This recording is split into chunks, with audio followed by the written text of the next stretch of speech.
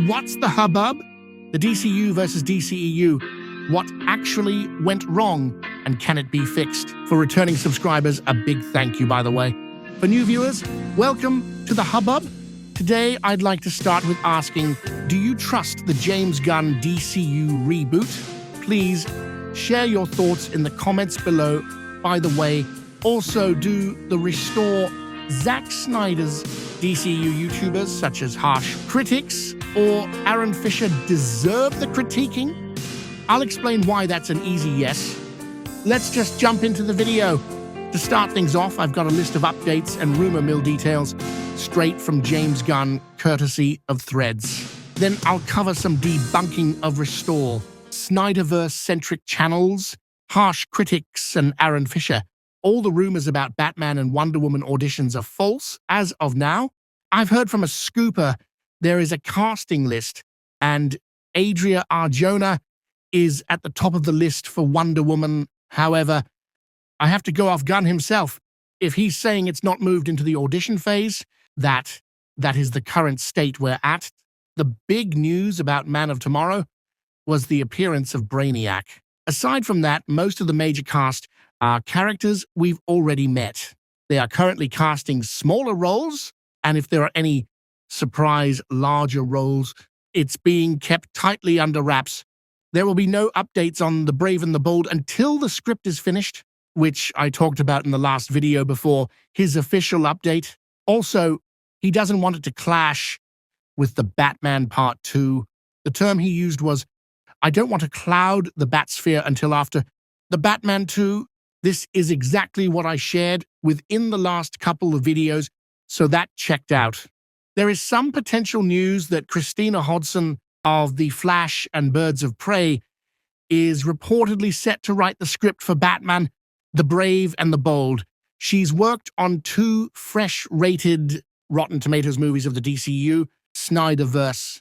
That's quite an accomplishment for that verse, which struggled with reviews. The Flash itself wasn't a bad movie, but you had an audience who just didn't care by then. Not to mention Ezra Miller, who was cast by Zack Snyder, was facing criminal charges stemming from grooming accusations and other acts, which it's funny to me that James Gunn is known for having done Twitter jokes, which were explained as RT pranks at the time, basically a post that gets reshared and makes the person doing it look like the originator pranking them. The biggest mistake I made was I one day posted, hey everybody, it's fake retweet time. This is back in the day when you didn't just press a button and retweet someone. That wasn't possible. You had to copy and paste and then put RT before the tweet. Yep. I realized you could do this and fuck over your friends. So I started tweeting the most horrible things I could imagine about my friends who have had to live with this to this day, saying that they had killed, my friend JP had killed a prostitute in Mexico. And, I was retweeting all these horrible things they had said. Yeah. Did they say it or were you making it up? He was just making it up. I'm making up what they said. I made them say the worst things I could possibly imagine. So this goes forward now to, when all this stuff happens and people, what the meaning of RT has been forgotten. They think I'm tweeting at people saying these terrible things. Yes. And these poor guys are caught in the crossfire, people who are not famous at all. Right. And so I get fired. And really quick, when you get fired, did they say you're fired and we are going to do Guardians 3 without you? Is that a notion you have or no? At the very beginning, it didn't come up because Kevin was fighting for me to come back. Yeah. So it didn't come up at first, but I got fired. It was miserable. It was the worst. You hear Snyder Bros calling him the PDF, word which is slander for acts he never did. Yet they sure get quiet on Ezra for stuff he was charged with. Morals shift, depending who the director is, I guess. Anyways, by the end run of the DCEU, there were some critically bad reviewed flops like Wonder Woman 1984 as well as Aquaman and the Lost Kingdom. No wonder Jason Momoa said, "Hey, hire me for Lobo, please, James Gunn." Shazam! Fury of the Gods, which I personally didn't hate, received a lack of interest and ultimately not well reviewed or liked by the majority of the fandom. You also had Black Adam, a movie that was in development for a long time and a dream project for Dwayne "The Rock" Johnson. It didn't even hit the 400 million range. Though fans knew it had a cameo of Henry Cavill at the end, it wasn't a draw to bring back the universe. The DCEU ultimately fizzled out as a failed flopverse in the last run of movies before James Gunn was hired. Ultimately, James was brought in to rehabilitate DC properties. It left a lot of baggage and an uninterested audience towards a genre in decline. So it's quite a challenge and a mess that Zack Snyder left to be cleaned up. Many DCU projects are close to being greenlit. One unknown project has already been. Dynamic Duo is not being rewritten to be part of the DCU. The film is progressing really well. He has denied the belief that Batman and Wonder Woman are in Man of Tomorrow in any capacity. He confirms that they are casting a female character for Man of Tomorrow, and that scoopers probably assumed it was Wonder Woman. Sam McCurdy will be the cinematographer for Man of Tomorrow. He worked on both seasons of Peacemaker, Shogun, and Monarch Legacy of Monsters. There won't be a trailer for Clayface for the next couple of months. James Gunn hasn't seen the film yet, which is in its first cut. It's still scheduled for release in September. Gunn states that he won't have 2 Batman movies coming out in the same year. His final answer states that he's going back to working on storyboards right now, apparently originating from someone with Nexus Point News, who recently stated they have an exclusive on Maxima being introduced in Man of Tomorrow. There's also a rumor up for discussion that The Flash may appear in Man of Tomorrow as well. But the speculation is Gunn may be going with Wally West over Barry Allen this time. Back to Maxima, that can also be a speculative guess, with James Gunn shutting down rumors that Wonder Woman would appear in Man of Tomorrow, but confirming they are casting a major female lead. Due to knowing Brainiac is the main villain now, there have been fan guesses. A very logical deduction is an adaptation of Panic in the Sky, where Brainiac comes to Earth and Superman has to team up with many metahumans to stop him. Until I see a mix of in the trades or most definitive James Gunn himself confirming it, these type of stories stay filed as interesting to discuss, but ultimately rumor till official. Sometimes guesses based on logic pan out and the scooper site tries to cite it as a clout win. We have like jacks or queens or something like that? Is that what you have with a spade? Is that what you have? Jacks or queens with a spade? Oh, I got it! He smiled, that's what he's got. Without a true insider scoop happening, I'm not suggesting Nexus Point does that. As I communicate with someone from there, this does seem to be what CosmicBookNews tries to do, but they are bad at deductions. They convinced the Snyder Bros that Saudis bought the WB after all. Ha! Here, I'll give you the rumors I find and hear, but they will be stated as rumors when not official. What I like to do with the Hubbub is give the flip side perspective in this DC fandom debate realm, something that rarely is focused on, to cut through the usual Snyder Bros groupies noise. When the DCU isn't some dead cult flopped verse, but an active, ongoing universe, it inevitably gets attacked by grifters who thrive on outrage.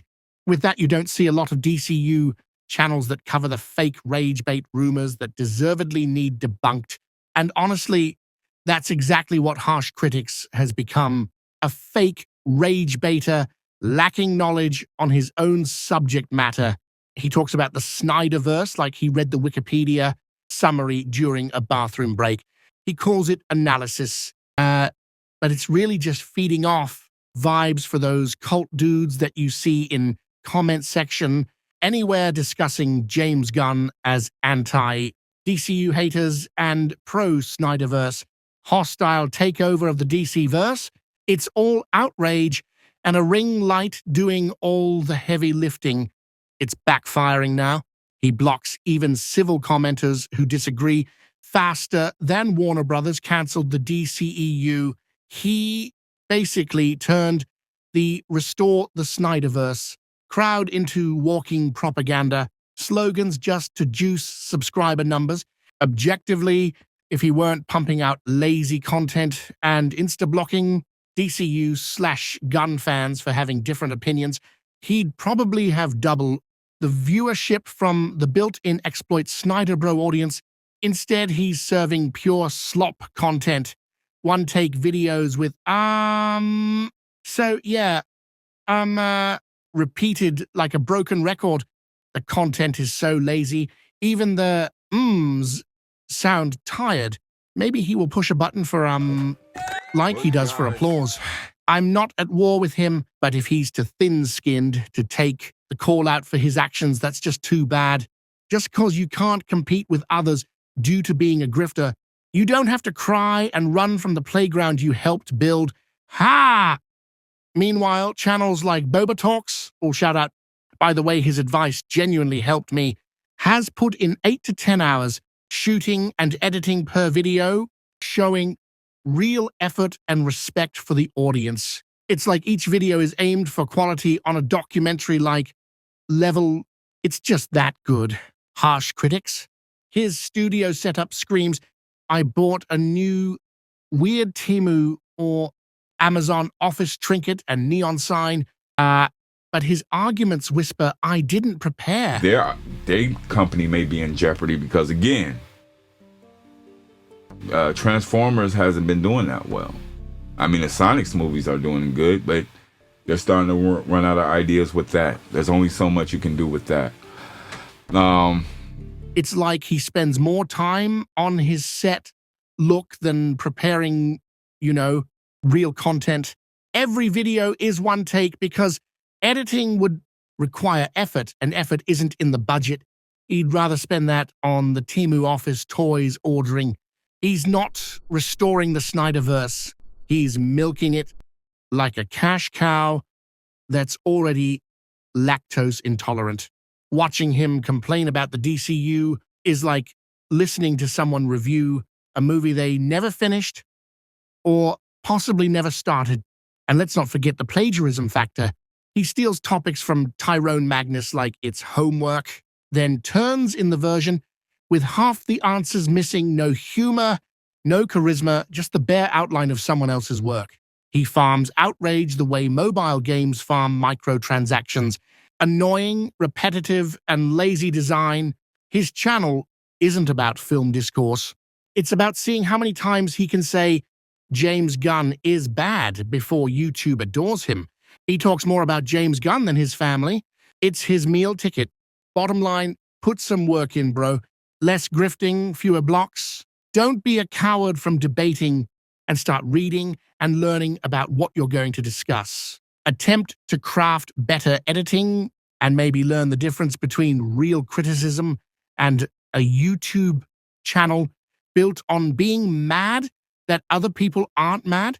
Your videos scream set over substance and slogans over facts. As for Aaron Fischer, it seems like every thumbnail for years now is saying, Zack Snyder is back.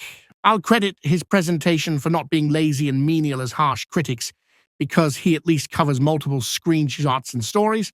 However, with that, he bit off the CosmicBookNews fake story of Saudis buying the WB for the sole reason of restoring SnyderVerse and proclaimed boom restored and pushed the idea of one's signature away as a done deal.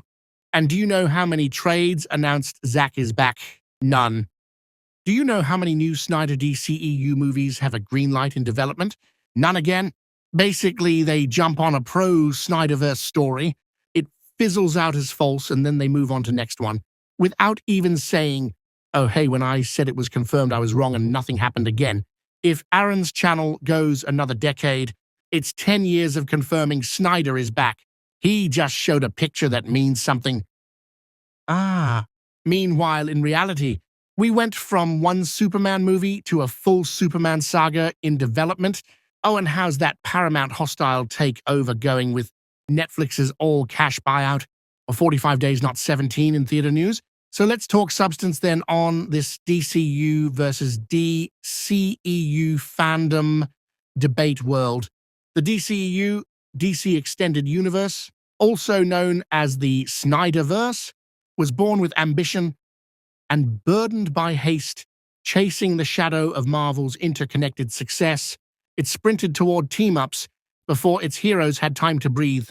The result was a universe rich in spectacle but uneven in tone, oscillating between operatic seriousness, Man of Steel, Batman v Superman, and course-correcting levity, Justice League reshoots, Aquaman. While flashes of brilliance emerged, in general they weren't Snyder-directed movies and weren't even in his style.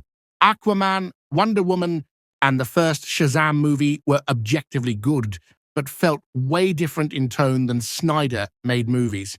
They were brighter in tone, more Marvel-like in humor, and worked. The DCEU never quite settled on what it wanted to be. The last run of its movies was a mess. The original DCEU fizzled out because most of its final films underperformed, showing audiences had lost interest.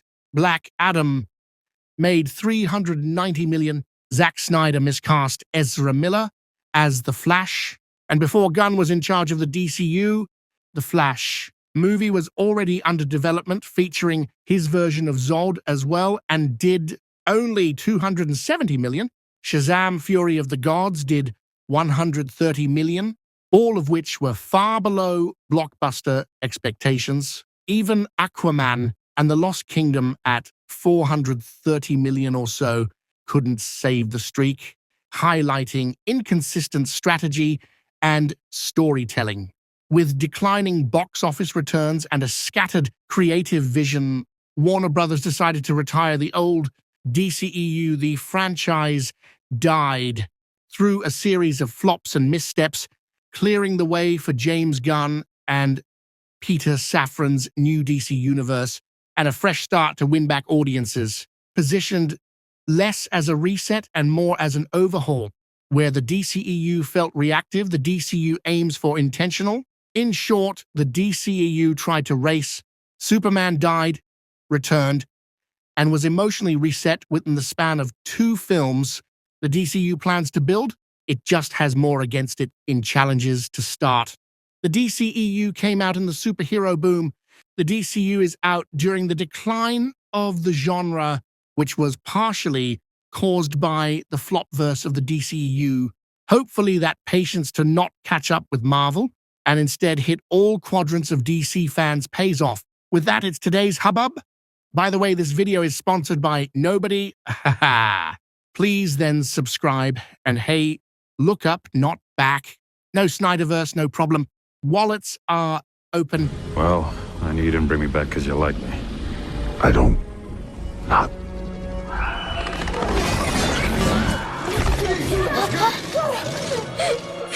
Civilians. Where he's headed. There's too many of them.